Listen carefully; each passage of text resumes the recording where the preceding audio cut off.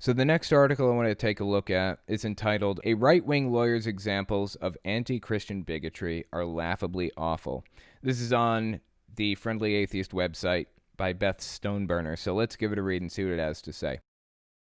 At a time when minority groups are increasingly worried about whether the Supreme Court will jeopardize their civil rights by this time next year, the Christian legal group Liberty Counsel is claiming that anti-Christian bigotry is so rampant it's getting out of hand, quote-unquote. After bringing up numerous examples, attorney Matt Staver writes, quote, "The enemy wants God's people silenced in every possible way." Now, who is the enemy in this situation? We're going to read the actual article in a minute, and maybe that'll provide some context, but I'm not sure if the enemy they're referring to is Satan, or Democrats, or liberals, or what. Let's continue reading. This is Matt Staver again. No churches, outside worship, no home Bible studies, and no mention of the Bible at all when offering social services or educational courses to more than a handful of attendees. No displays of the Ten Commandments or the birth of Christ at Christmas. No right for individuals to choose Bible-based Christian counseling, and no devout justice on the Supreme Court. I just want to make note of something here. Nobody should be getting Christian counseling. Counseling is a scientific health matter. It is a public health situation. Christians shouldn't have any part in that as the authorities in the matter. If Christians want to get a degree, go to college, and learn the psychology necessary to be counselors, licensed counselors or licensed psychologists or psychiatrists, fine. Totally fine with that. But being a pastor shouldn't be the only requirement to be able to counsel or provide therapy to people. That is insane. And I could be wrong here, but I believe in California, that is the only requirement to be a therapist, is to be a pastor, an ordained minister. That's insane. It's unacceptable. Back to Matt Staver. The enemy wants to eradicate Christianity and faith in our nation. America is the only nation in the history of the world, other than Israel, to be founded on the Word of God. The fact is, Judeo-Christian values are the foundation of our free republic.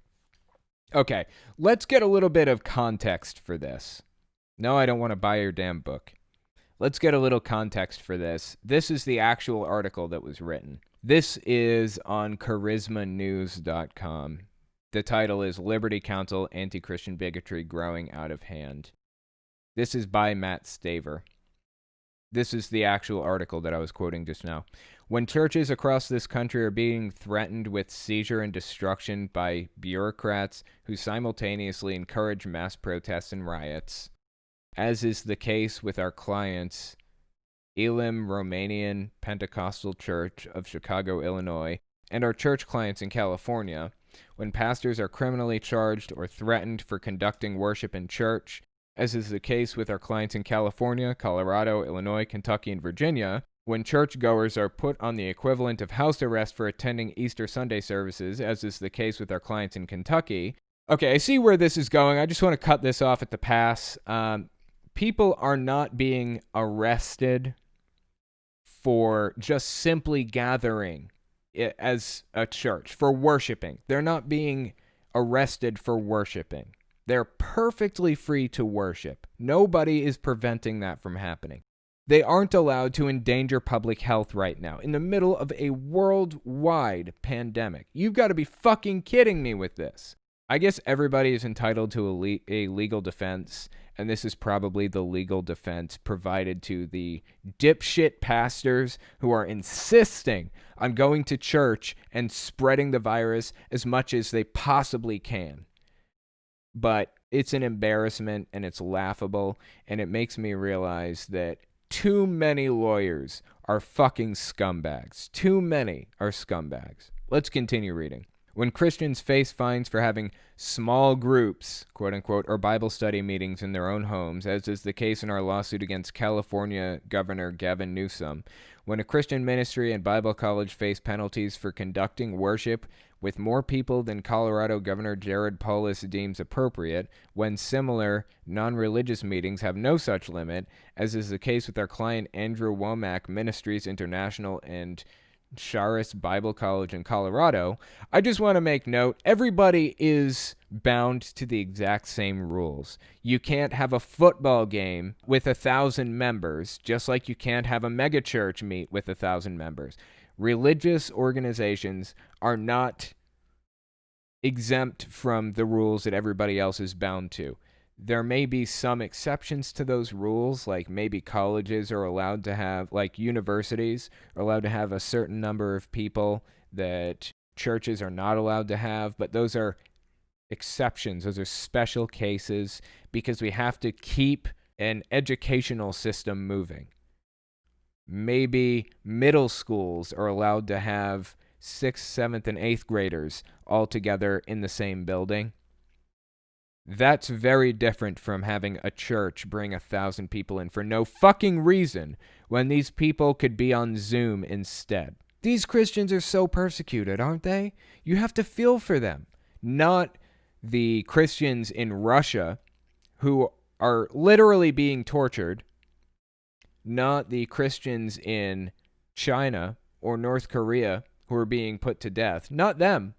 Who fucking cares about them? We should care about these guys. These guys really have a problem. They're really having a hard time right now because they have to meet over Zoom instead of in person.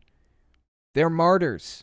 They're just having such a hard time. You can't help but feel for them, right? As is the case with our client in Sandra Merritt in California, when the right to display the Ten Commandments, Christmas, nativity scenes, or even Christian flags must be decided by the Supreme Court, as is the case in 3 of our current Christian symbols lawsuits, when bureaucrats outlaw people's ability to choose Bible-based Christian counseling, as is the case with our 3 change counseling cases, and when one of the most highly acclaimed legal minds in the century is castigated for her belief in service to God, as is the case with President Trump's nomination of Judge Amy Coney Barrett to the U.S. Supreme Court, only one conclusion can be drawn. The enemy wants God's people silenced in every possible way. No, all of that shit is made up, or a lot of it is made up. It's completely fabricated because they need martyrs. They need to be persecuted.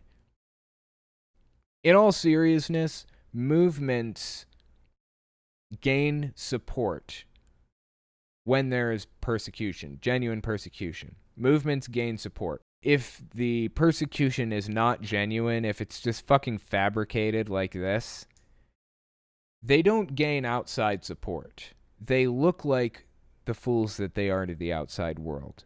But the members on the inside already become more radicalized and extreme, and they feel more persecuted as a result of what happens and what's being said and everything. It's driving a wedge between this group and the rest of society. This doesn't just apply to Christianity. This is how radicalization works more generally. This can apply to any number of groups, not just religious groups, not just religion generally, but cults specifically too. Cults do this kind of thing all the time.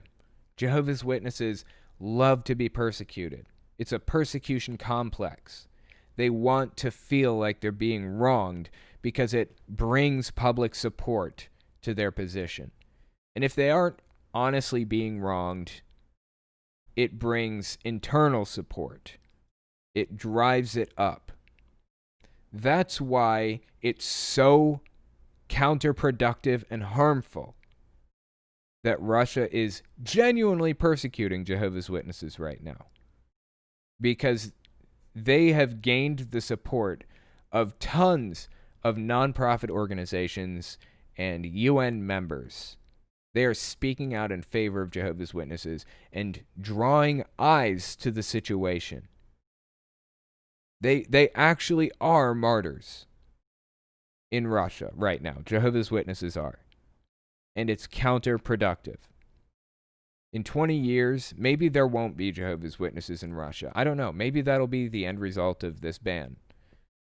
But Jehovah's Witnesses, as a result of what's happening right now, are going to be respected slightly more in 20 years than they would have been if Russia hadn't done this. I'm not terribly worried about the Liberty Council's propaganda here.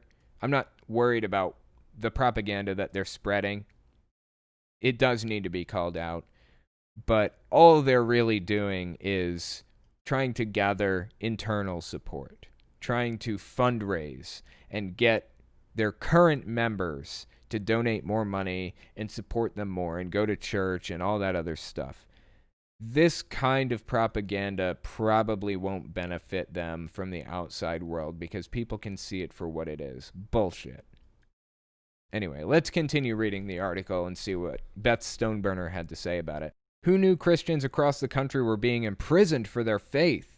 Who knew they weren't allowed to speak? Has anyone told the Christians who continue to serve as ambassadors for Donald Trump? Churches aren't being threatened for remaining open during a pandemic because of their faith. If synagogues and mosques were putting their congregants at risk with the same regularity, we'd be hearing about that too. And we are hearing about that, actually. Andrew Cuomo, as we learned in the last article, said that he's going to have to shut synagogues down if they don't stop acting like fools, acting like Christians. These pastors are simply putting public health in danger. Erecting standalone Ten Commandments monuments outside courthouses and city halls violates the Establishment Clause. This is long-standing precedent that respects religious neutrality. And while we're at it, Amy Coney Barrett isn't being criticized for her faith. She's being questioned about whether her faith will impact her ability to rule in the best interest of all citizens. Oh, and FYI, People of Praise is fucking crazy, so there's that. As a Christian myself, let me just say his entire list of atrocities is bullshit. There's no actual persecution, just Christians violating the law or putting people in danger. Meanwhile, outside the U.S., there is legitimate persecution happening against Christians. Many of them may read Liberty Counsel's diatribe and wish they'd be so lucky. If Staver thinks Christians are being persecuted, he should tell us which group he'd like to trade places with. Interesting. Beth Stoneburner is a Christian. Did not know that. This is on the Friendly Atheist website. That surprises me, actually. I completely agree with Beth Stoneburner's position on this. It really is sad to see Christians being persecuted. It's sad to see anybody being persecuted. I don't like to see anybody suffer, any human suffer. I don't like it. Or animal. I don't like suffering. I want to minimize suffering in the world. And there is genuine religious persecution happening, and I want to stop it. That's not happening in the United States. The United States is becoming a Christian nationalist state at this moment. Like, it's moving that direction really quickly, disturbingly quickly. And we have to talk about this kind of stuff if we want to stop it.